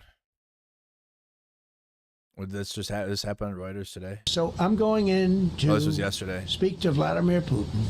And I'm going to be telling him, you got to end this war. You got to end it. This is really a feel-out meeting, a little bit. And President Putin invited me to get involved. He wants to get involved. I believe he wants to get it over with. Now, I've said that a few times, and I've been disappointed. The next meeting will be with Zelenskyy and Putin, or Zelenskyy and Putin and me. I'll be there if they need, but I want to have a meeting set up between the two leaders, because there'll be some land swapping going on. It's going to be bad. It's going to be bad. It's going to be ultimate L. Ultimate L for Ukraine and the people that support Ukraine. This was coming this was coming from 2022, and you either were smart enough to be able to support Ukraine and be knowledgeable about the politics about it, or you weren't, and you were playing fucking games. And now here we are. Here we are. And I'm just becoming dark about it, I guess, because it's like you can only say so much. You can only like put it out to people so much, and they'll either take it or they'll be like, no, I choose my political leaning over the facts about what's happening. And now here you go. How's that going for you? Because it's facts that a large portion of the Ukraine support community and people that support it have done nothing but excuse the actions of this administration and conservatives. They have a lot of energy about the cooked leftists, and I get that. I understand that. With their dumb fuck takes, but not much to say about the administration. And it's going to be bad. Okay, so expect Ukraine to give up some land, or at least that's what Trump and Putin will say. We'll see what Ukraine does in response, and if Europe is actually willing to step up. You know what Europe could do? Put troops in Ukraine. I think that's what Europe could do, but coalition of the willing, really? What kind of weak ass shit is that, Europe? Europe is cucked. It's cucked to us, unfortunately. But Europe has done not much to be serious about this. Okay? And that's just the situation. And that's facts too. Europe needed to take this more seriously. And when you got Trump doing this, now you got Europe making business deals with the US to try to get weapons to Ukraine, which is just going to make Europe even more cucked to the United States. You got a European Union, you got European countries, you got your own shit, and you can't do nothing. Y'all can't do nothing without the United States. And that's not good. That's not good. You got Ukraine's on your door. Ukraine's on your back door, front door, whatever, however you want to put it. You got Poland right there. And when you get to Poland, it's like, if you've gone to Ukraine and then you leave Ukraine and go back into Poland, it's like, there's a war. Maybe in some parts of Poland, you'll see like a Ukrainian flag. Maybe in Warsaw, I didn't really see any. Maybe they had the colors lit up on one of the buildings, I think. But it's like, what war basically over here? Estonia is taking it seriously. You see the Ukrainian flag everywhere. Estonia is one of the biggest supporters of Ukraine in this region. Everywhere. You can't go anywhere in Tallinn without seeing Ukrainian colors. Do you know why? Because Estonia has fought something similar. When they had their independence, Moscow rolled tanks into Tallinn in Estonia right after they had their independence. So they had to fight the Russians off, not at the level of Ukraine here, but also Estonia and other countries know that, hey, they're on border with Russia. They could have the same thing happen where Russia says, hey, the Russian speakers of this part of Estonia or whatever, because there's going to be Russian speakers that are close, right? So the Russian speakers of Tartu or whatever the fuck, they're upset and they're getting prosecuted by Tallinn. So we need to do a special military they're worried about that. It's not happening, but they know it could happen. The rest of Europe, like, nope. Other than online people that are online, and there's some protests that happen in some states or some countries, but beyond that, there's no massive like European movement of support for Ukraine. That doesn't exist. And it's all, you know, I don't have an optimal look on this right now. I know that Ukraine will continue to do what they can. And, you know, they're not going to give up, right? They're not going to give up and stop fighting. But without the United States and with Putin meeting Trump in Alaska on Friday, with Trump coming out calling Alaska Russia multiple times, saying that there's going to have to be some land swapped, which what's Ukraine get? This is all of this is inside of Ukraine. So all the land that Ukraine had pushed into Russia is now taken back by Russia. So when he's saying a land swap, I'm not sure what that means. The only country that would give up land would be Ukraine to Russia here, because it's all inside of Ukraine. Not looking good, y'all. Not looking good. The commander of the Soviet Air Forces was instrumental in a separation from Estonia from the CCCP. He also was the founder of... Oh, nice. Well, all that to be said, yeah, as soon as you land in Tallinn or in Estonia, you can see Ukrainian flags. Like, as soon as you land. And in other places I mean, I never went to Slovakia. I wouldn't go to Hungary. I didn't go anywhere else. I went through Latvia, Lithuania. You see it in some places going through there, but we were mostly in the countryside, though. We didn't go through Riga. I'm sure Ukrainian flags there in Riga. In Vilnius, too. It's there in Vilnius. But we were in, like, the country roads of Lithuania and Latvia. Didn't really see it. All right, y'all. Well, that's unfortunately my news for you today. Not the most optimal. It is what it is. Ukraine's still fighting. They're still doing what they can. But you got the Trump-Russia meeting coming up on Friday. Not looking good for what's going to happen with that. Likely going to have news coming with the DC takeover. Protesters are already out there. So if anything, we might have coverage of the... Let's see if there's... Washington, D.C. protests. Might have some protest coverage soon. Massive D.C. They had one yesterday. It's the weekend. There will likely be more, though. Why is my... What the heck is happening on my YouTube now? There we go. So you had protests after the news yesterday. We'll see if more... Because the National Guard just got there today. See here. No, DC will be out there protesting the Trump administration. It's nothing about cracking down crime. Crime is down. Crime is at a super low. DC paid protesters surged 400%.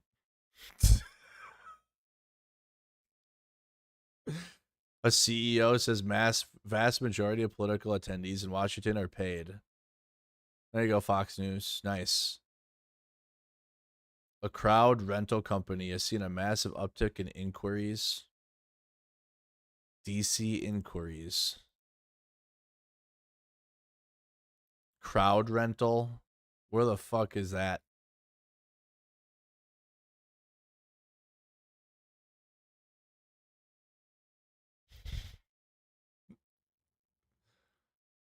Capitol Hill staffers.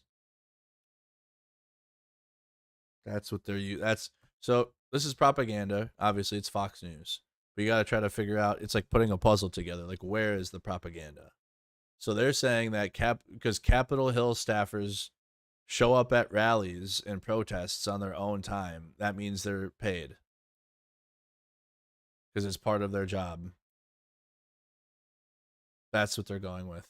Some Capitol Hill staffers. Some email person for some politician is out at a protest, so therefore they're paid protesters. I hope he does keep chopping. I hope George Soros puts billions into the protests so you fucking losers can just cry again. None of that's true. It's just because you want to say that these are Jew-funded protests. You should just say that. I mean, I don't know why you're pretending to act as if that's like, just say it. Jew-funded protests. Come on, keep chopping. You know you want to say it. Say the words. Don't be a pussy. Can't stand it, dude. The actual anti-Semitics out here. That's why it's a cooked thing. You can't criticize Israel, you're anti-Semite. But then you have actual anti-Semites that try to hide their anti-Semitism by calling it George Soros paid protests, when you could just say these are Jew protests. It's because you're pussy and you can't use your words and you're self-censoring yourself.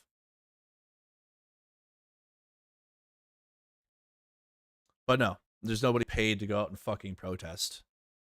Other than, like, if anything, I get paid to go and stream it because you guys support my stream and I appreciate that. I definitely get paid to go out and provide media coverage of the events, but the people out there at the thing, no.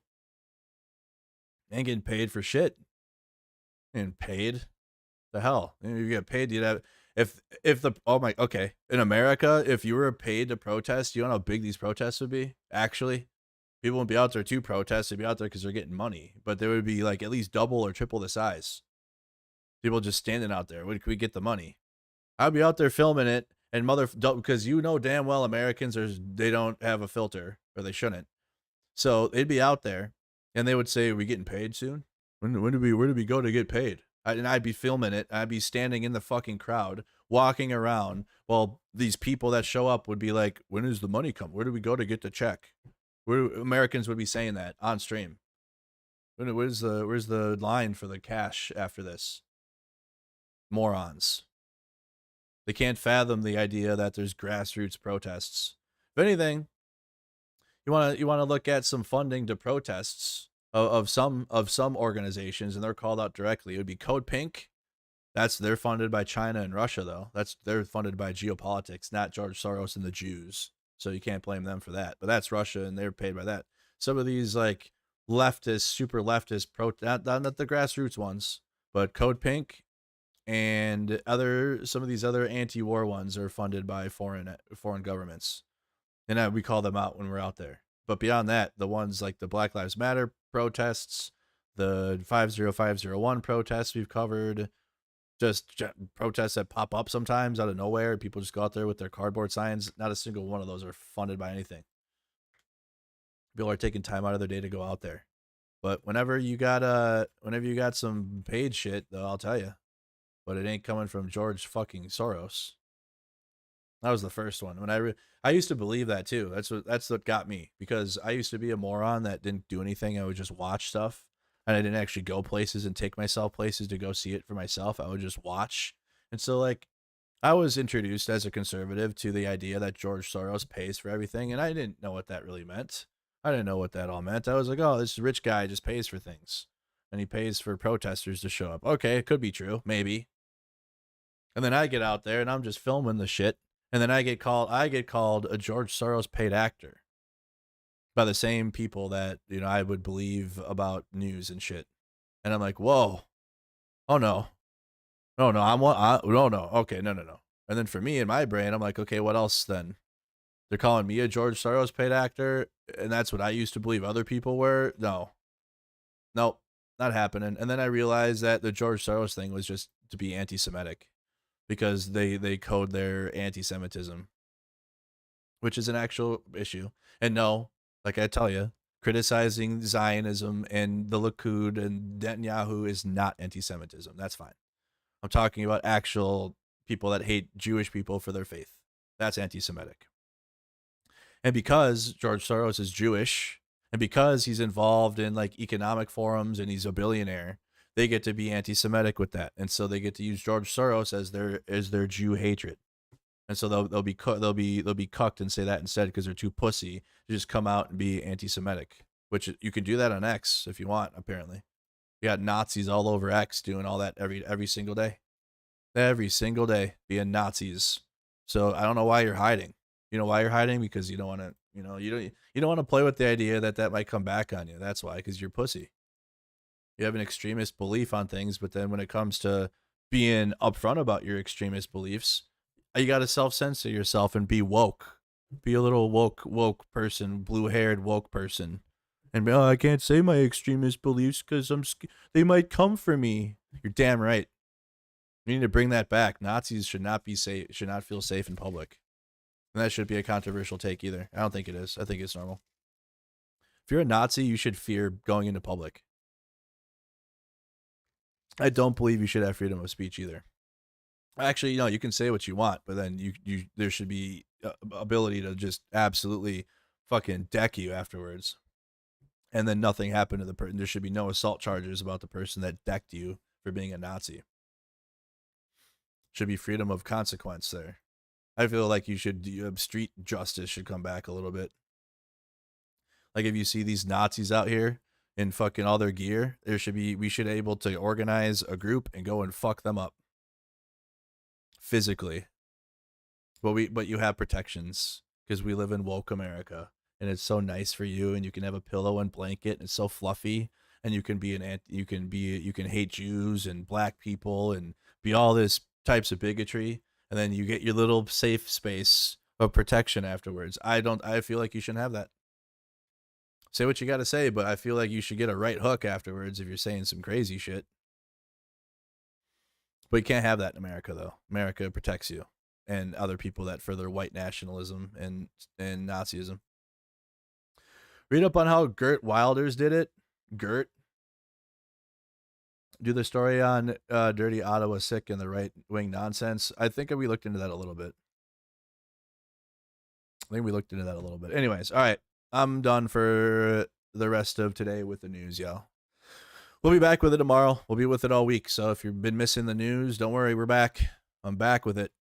I ain't gone anywhere. I just can't do it every day. It's just taxing. But with all the news, with the meeting coming up on Friday with Russia, with Trump and Putin, with the protests, which I'll be watching here, make sure you guys come over to my gaming channel, because we might have to switch over to protests. So I'm probably gonna, I don't know no, we don't have Battlefield. I don't know what I'm gonna do. I don't know what to play anymore. We have Mafia, but we're not gonna do that till later tonight. So I don't know what game we're gonna play until then, but I'll figure it out. But come on over to my gaming channel if you guys want to relax. Try to relax a little bit, but like if protests pop up here in DC, I'll be switching back over to this channel. We're just locked in now, okay, with the takeover of DC. Everything. So come on over, guys. Come hang out. Hearts of Iron 4. No, you're playing Battlefield 4. I feel it. Destiny. We could do Destiny, just to try to get into some lore. You guys want to do Destiny? We're doing Mafia tonight, but we're waiting. I'm going to give people time to get home from work and like get home. So we're not going to do it right now. It's a little early. Wolfenstein. Come on, you guys better come over and subscribe. I got you on all the craziness on news. I'm back. But you come over and relax for a bit. Stream, I appreciate that, Eternal Prime. You watch for some Hearts of Iron 4. Damn it. I don't. Armory Forager would not feel the same. Battlefield was so nuts. I want my Battlefield. I want my Battlefield. Crazy that I'm even saying that, because Battlefield sucked, and now it's like I want it. Wolfenstein, A Way Out. No, not a story game. It's got to be something we can switch back if protests pop up. It can't be something I can get into. That's why I'm pushing Mafia back to later, because that's a game where, I can't, we're locked in. It's a story game. It's a narrative. So you gotta follow the narrative. Whereas like if I'm playing Madden or something, we can just leave that and come back here. Play Rush. Need for Speed. Battlefield 6 comes out in October. Really good. Really worth your time.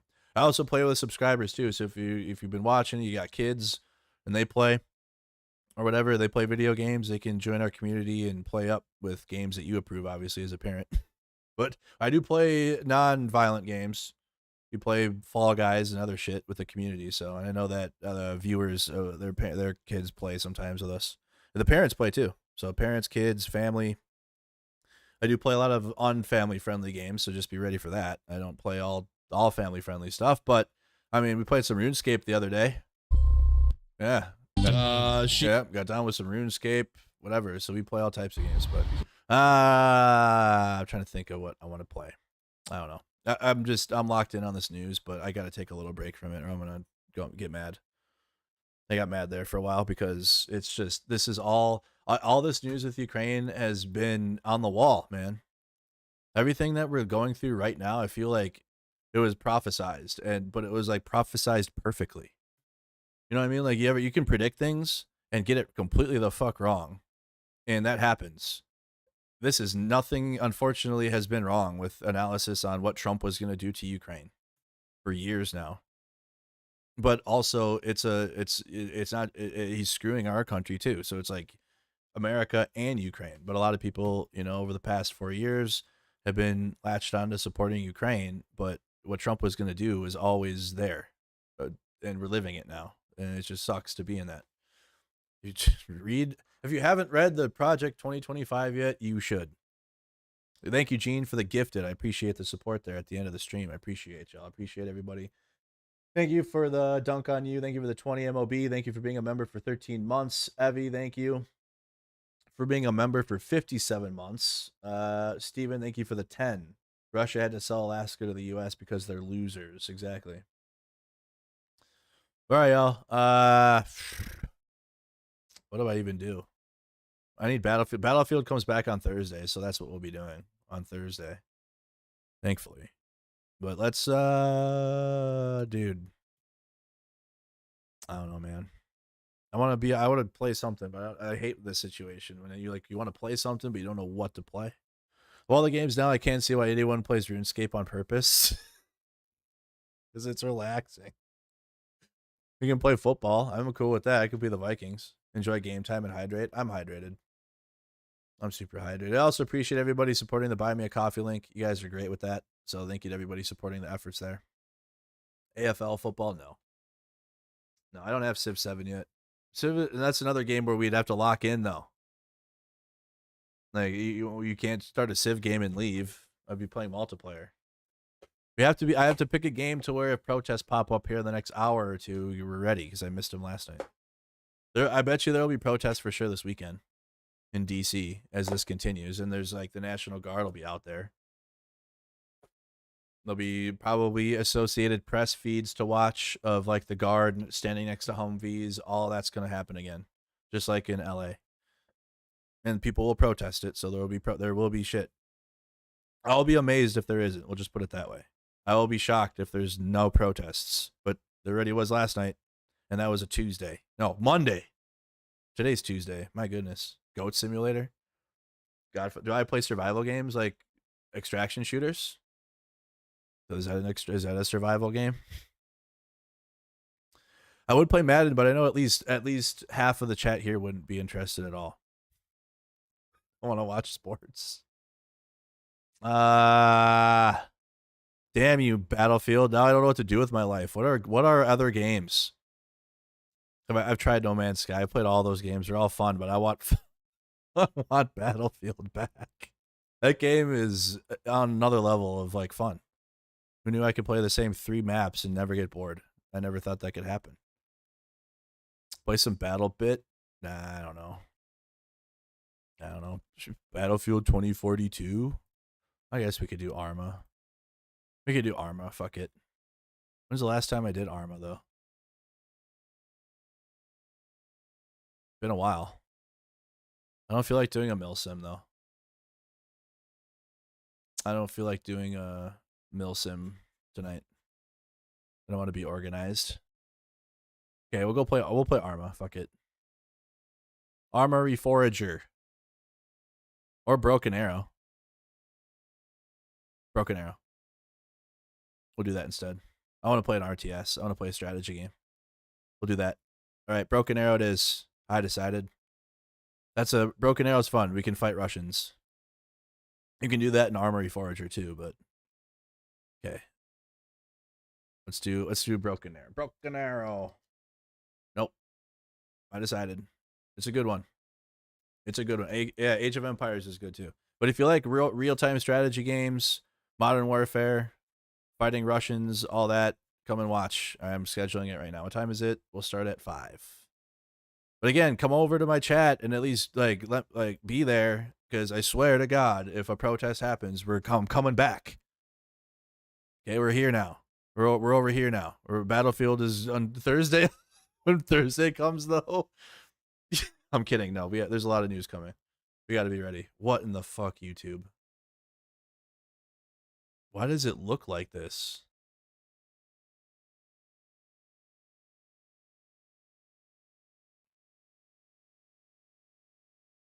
YouTube changes things every day. Look at this. Look at this. Studio just looks, it looks cleaner, I guess. Here's the studio for, see how it's all rounded and shit? And then it never matches up. So then here's the Mercado Media one. And it never matches up. Like there's the, it's like I got the old studio here and I got a new studio on my gaming channel now. Because I feel like YouTube's trying to catch up to Twitch a little bit. Not enough. But I'm feeling like some features are coming here for YouTube streaming. I hope so. All right. Anyways, guys, I'll be back with protest coverage if and when it happens in DC. We'll talk about DC and all that more. But I just want to give you guys an update quick on Ukraine, the situation there. I'm sorry it's not, not positive news, not the most optimal news, but it's still the facts of what's happening. Okay. Have a good afternoon, guys. Hope to see you on my gaming channel. Come hang out, and we'll be back on the next one. Slava Ukraine and Vladimir Putin do fuck off. Take care.